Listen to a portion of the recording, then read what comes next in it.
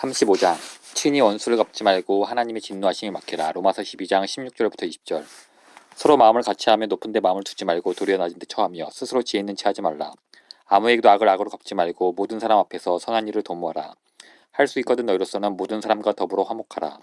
내 사랑하는 자들아 너희가 친히 원수를 갚지 말고 하나님의 진노하심이 막히라. 기록되었으되 원수 갚는 것이 내게 있으니 내가 갚으려고 주께서 말씀하시니라. 내 원수가 줄이거든 먹이고 목마르거든 마시게 하라. 그리함으로 내가 숯불을 그 머리에 쌓아놓으리라. 현대 서구 세계에서 자라난 우리는 생명의 자유와 행복 추구라는 양도할 수 없는 권리를 당연하게 여깁니다. 권리는 법으로 보호받아야 하고 필요하다면 무력을 써서라도 그렇게 해야 한다고 생각합니다. 그리고 권리를 침해당했는데 아무 조치도 행해지지 않으면 당혹감과 더불어 말할 수 없는 분노를 느낍니다. 물론 이런 권리들은 실제로 존재하며 주로 기독교 세계관 때문에 생겨났습니다. 기독교 세계관은 한때 서구 문화의 상당 부분 깊숙이 녹아 있었으나 현재는 쇠퇴하고 있습니다. 하지만 이러한 권리들은 1세기 당시만 해도 감히 생각할 수 없는 것들이었습니다. 기독교는 전치주의가 지배하던 세상에서 태어났습니다. 300년 동안 기독교는 법적으로 인정받지 못했고 보호받지 못했습니다. 다른 이방 종교에서 기독교 개종하고 예수님을 주님이라 부르는 일은 목숨을 거는 행동이었습니다. 이것은 이상한 일이 아니었습니다. 그때가 신약 성경에 쓰인 시기였습니다. 베드로는 이렇게 기록합니다. 사랑하는 자들아 너희를 연단하려고 오는 불시험을 이상히 한 일 당하는 것 같이 이상히 여기지 말고, 다른 말로 하면 박해당하는 것이 이상한 일이 아니었다는 말입니다. 역사적으로 볼 때 오히려 우리가 박해를 받지 않는다는 사실이 이상할 정도입니다. 세계에서 일어나는 그리스도인 박해에 대한 뉴스 기사들, 하지만 세계 많은 곳에서는 그리스도인이 되겠다고 공개적으로 밝힐 때 박해가 따릅니다. 세계에서 일어나는 뉴스 기사들을 보십시오. 인도 2월 18일 지난해 납치당한 인도인 목사의 아내 마누라반 디나다에 관한 새로운 소식이 들어왔습니다. 디나나는 다르메시 나니마 목사와 결혼했는데 2004년 5월 신두 근본주의자를 이끄는 단체에 납치를 당했습니다. 이란 2월 17일 어제 테헤란 군사법정은 이란인 목사인 하미드 푸르만드를 징역 3년에 처하면서 테헤란 악명 높은 내빈 감옥으로 즉시 이송시켜서 명했습니다. 에리트레아 2월 16일 지난 10일 동안 에리트레아의 그리스도인들 30명 추가로 감옥에 갇히면서 불법적으로 기독교 활동을 한 이유로 체포된 사람들은 2005년 2월까지 총 187명에 이르렀습니다. 아디테르잔 지역에 있는 케일 히왓 교회 성도 14명은 목사의 집에서 성경 공부를 하다가 체포되었습니다. 인도네시아 1월 11일 인도네시아 자바 서쪽 지역에 있는 30개가 넘는 교회들은 2004년 무슬림 이웃들이 강제로 교회 문을 닫게 한 이후 지금까지 예배를 드릴 수 있는 장소를 물색하고 있습니다. 나이지리아 2월 3일 무슬림 무장단체들이 2004년 11월 전도활동을 했다는 이유로 공립학교에서 쫓겨난 5명의 그리스도인 학생들에게 사형을 구형했습니다. 그중 하나투 하루나 알칼리아는 여학생과 아브라함 아다무 마살리아는 학생의 가족들은 1월 26일 무장단체의 공격을 받았습니다. 콜롬비아 1월 19일 콜롬비아 혁명군 게릴라들이 지난달 존경받던 카톨릭 사제를 납치하고 총살하여 땅에 묻은 후 그 시체를 돌려주지 않고 있습니다. 세계 전역에서 박해받는 교회들을 위해 우리는 정말로 열심히 기도해야 합니다. 이들은 우리의 형제요 자매입니다. 이들은 믿지 않는 미국인 이웃이나 동료들보다 우리와 더 가까운 사람들입니다. 우리는 특히 그들이 로마서 12장 17절 말씀에 순종할 수 있도록 기도해야 합니다. 17절은 악을 악으로 갚지 말라고 말하고 19, 20절에 이렇게 말합니다. 내 사랑하는 자들아 너희가 친히 원수를 갚지 말고 하나님의 진노하심이 막히라. 기록되었을 때 원수 갚는 것이 내게 있으니 내가 갚으려고 주께서 말씀하시니라. 내 원수가 줄이거든 먹이고 목마르거든 마시게 하라. 그리함으로 내가 숯불을 그 머리에 쌓아놓으리라. 그들뿐 아니라 우리도 그리스도를 위해 이런 혁명적인 삶을 살도록 변화시키는 은혜와 겸손한 믿음과 그리스도를 닮은 사랑을 간절히 구해야 합니다. 그레이엄 스테인즈 하나님이 역사적으로 또한 우리 시대에도 로마서 12장의 삶을 그대로 보여주는 놀라운 사람들을 보내주셨습니다. 예를 들어 1999년 1월 그레이엄 스테인즈와 두 아들 필립과 티모시가 인도 오리사주 모로하르푸르의 힌두교 가격 분자들에 의해 둘러싸여 차에 갇힌 채로 불에 타 죽은 사실을 기억하실 것입니다. 새까맣게 탄 3명의 시체는 서로 부둥켜 안고 있었습니다. 그레이엄 스테인즈는 34년 동안 예수님의 이름으로 인도 사람들을 섬겼습니다. 그는 오리사주 바리파다에서 나환자 선교회를 이끌고 있었습니다. 그의 아내 글래디스와 딸 에서를 남겨두고 떠났습니다. 글래디스의 반응이 인도의 모든 신문에 실려 그리스도의 영광을 드러냈던 사실을 기억하실 것입니다.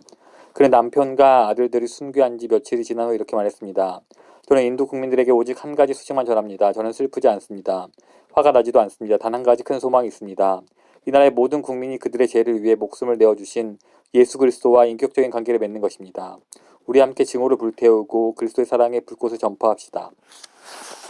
모든 사람이 그녀가 호주로 돌아갈 거라고 생각했습니다. 그러나 아니었습니다. 그녀는 하나님께서 그들을 인도로 부르셨기 때문에 돌아가지 않겠다고 했습니다. 글래디스는 이렇게 말했습니다. 제 남편과 아이들은 이 나라를 위해 목숨을 바쳤습니다. 인도가 제 집입니다. 저는 여기 머물며 계속해서 가난한 자들을 섬기고 있습니다. 그리고 아마도 가장 놀랄만한 대목이 되겠는데 딸 에스더에게 아빠와 동생들이 죽은 것에 대해 어떻게 생각하는지 질문하자 13살 소녀는 이렇게 대답했습니다. 저희 아빠가 하나님을 위해 죽기에 합당하다고 여겨주시는 주님을 찬양합니다. 베들레헴 교회 성도 여러분, 우리도 이렇게 되고 자녀들도 이렇게 되어 하나님의 위대한 자비와 공의를 만방에 알려주려는 열정을 가져야 하지 않겠습니까? 인간의 삶과 역사 속에 자비와 공의는 어떻게 뒤섞여 있는가? 인간의 삶과 역사 속에 자비와 공의는 어떻게 뒤섞여 있는지 알아가는 것은 우리에게 큰 도전이 됩니다. 19절부터 저와 함께 다시 읽어보겠습니다. 내 사랑하는 자들아 너희가 친히 원수를 갚지 말고 하나님의 진노하심에 맡기라. 기록되었을 때 원수 갚는 것이 내게 있으니 내가 갚으려고 주께서 말씀하시니라. 내 원수가 줄이거든 먹이고 목마르거든 마시게 하라. 그리함으로 내가 숯불을 그 머리에 쌓아놓으리라. 여기서 여러분은 자비와 공의 두 가지를 모두 볼 수 있습니까? 부당한 대우를 받은 자들이 스스로 공의를 세우지 않고 보복하지 않습니다. 이 말은 공의를 행하지 않거나 복수하지 않을 거라는 의미입니다. 아닙니다. 19절은 하나님이 진노하심에 맡기라고 말합니다. 복수가 있습니다. 공의가 있습니다. 모든 것을 바로잡을 것입니다. 우리의 대적이 지옥에서 그 빚을 갚게 될 수도 있습니다. 아니면 회개하고 그리스도를 믿어 그 빚이 십자가에서 지불될 수도 있습니다. 모든 죄를 번은 벌을 받을 것입니다. 하나님이 용서하신다는 의미가 어떤 죄악에 대해서는 벌을 내리지 않는다는 것은 아닙니다. 어떤 죄악은 대속자가 고난을 받음으로 그 벌을 받게 된다는 뜻입니다. 여호와께서는 우리 모두의 죄악을 그에게 담당시켰도다. 만일 철천지 원수가 회개하고 예수님을 믿으면 천국에서 그를 만날 수도 있습니다. 이런 대적에게 징후를 쌓는 일을 하지 맙시다. 하지만 우리에게 너무나 심하게 잘못한 사람들, 예를 들어 부모와 형제들을 죽인 사람들이 회개하지 않고 믿지도 않는다면 어떻게 될까요? 그들의 죄는 예수님이 대신 지지 않으십니다. 그들은 대속자를 거부했습니다. 그들은 스스로 하나님의 진노를 받아야 할 것입니다. 예수님은 자기 안에 거하는 사람들을 위해 하나님의 진노를 대신 받으셨습니다. 하지만 그리스도를 거부한 사람들은 자기들의 죄책을 스스로 감당해야 합니다. 이 얼마나 무서운 일입니까?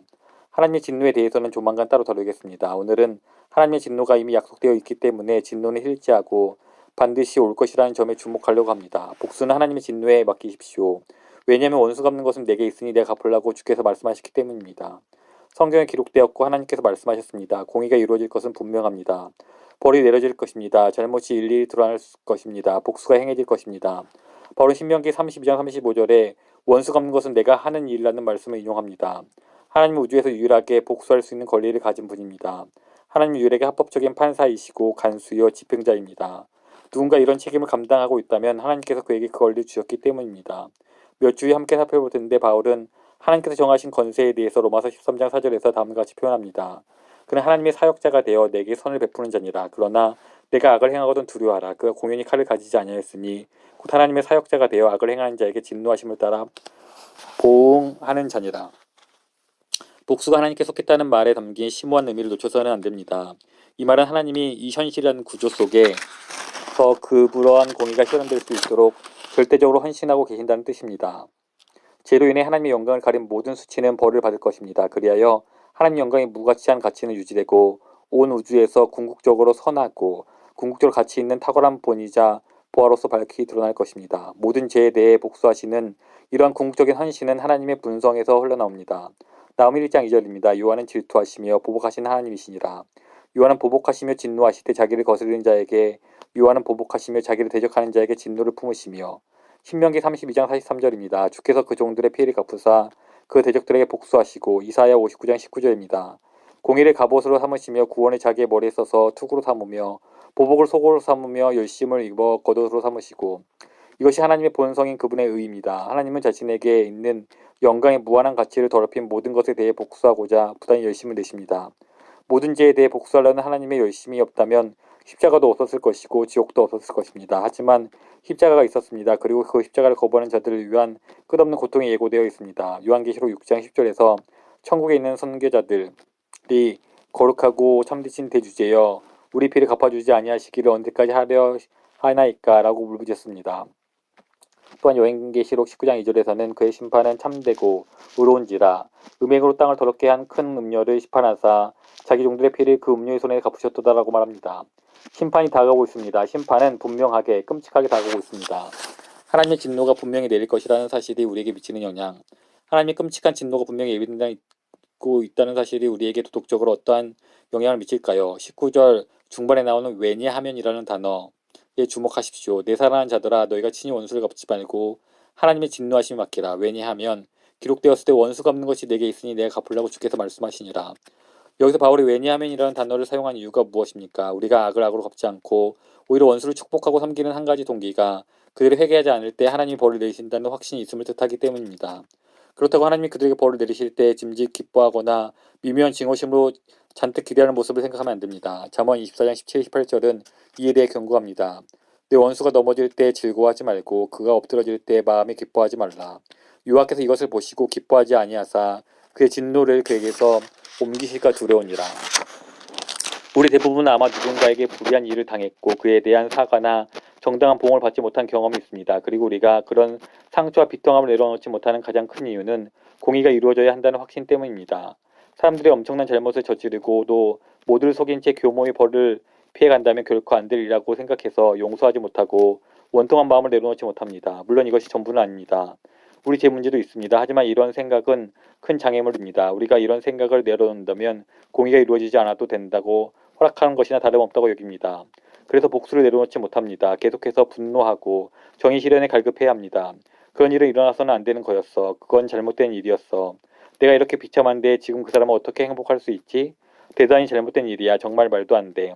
하나님 우리에게 이런 짐을 덜어주시려고 12장 19절에서 왜냐하면이라는 단어를 사용하였습니다. 너희가 친히 원수를 갚지 말고 하나님의 진노하심이 맡기라.